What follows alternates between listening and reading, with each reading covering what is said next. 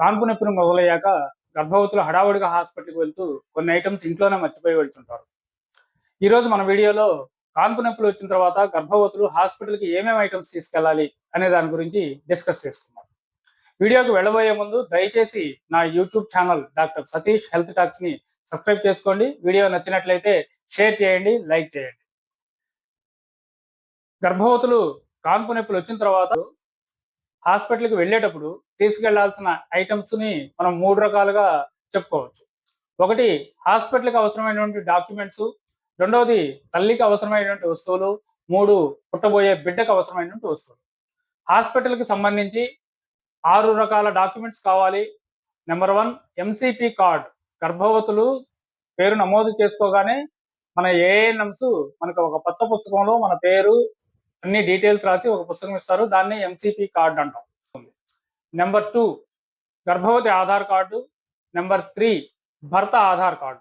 పుట్టబోయే బిడ్డకి birth certificate ఇవ్వాలంటే ఈ ఆధార్ కార్డులు 2 కూడా అవసరం అవుతాయి. నెంబర్ 4, గర్భవతి సంబంధించిన బ్లడ్ టెస్ట్ రిపోర్ట్స్. నెంబర్ 5, గర్భవతికి సంబంధించిన స్కానింగ్ రిపోర్ట్స్. నెంబర్ 6, గర్భవతికి సంబంధించినటువంటి డాక్టర్ గారు రాసినటువంటి ప్రిస్క్రిప్షన్స్. గర్భవతి అయినప్పటి నుంచి కాంపు నొప్పులు మొదలయ్యే వరకు మన దగ్గర ఎటువంటివి ఉన్నా సరే అన్నీ కూడా ఒక ఫైల్లో ఒక చోట భద్రంగా పెట్టుకోవాలి. తర్వాత తల్లికి సంబంధించిన వస్తువులు చూసుకున్నట్లయితే కాంపుకి ముందు, కాంపుకి తర్వాత తల్లికి కొన్ని పరిశుభ్రమైనటువంటి బట్టలు అవసరం అవుతాయి, పరిశుభ్రమైనటువంటి చీరలు అవసరం అవుతాయి, నైటీలు అవసరం అవుతాయి. అలాగే కొన్ని sanitary napkins, toothbrush, toothpaste, తల దువ్వుకోవడానికి దువ్వెన, ఒక చిన్న అద్దము, వీటన్నిటితో పాటు ఒక మొబైల్ ఛార్జరు కూడా మనం ఈ బ్యాగ్ లో పెట్టుకోవాలి. ఇక పుట్టబోయే బిడ్డ విషయానికి వచ్చినట్లయితే పుట్టబోయే బిడ్డకి 2 రకాల టవల్స్, 2 జుబ్బాలు, తలకి క్యాపు, చేతులకి గ్లౌస్, కాళ్ళకి సాక్సులు.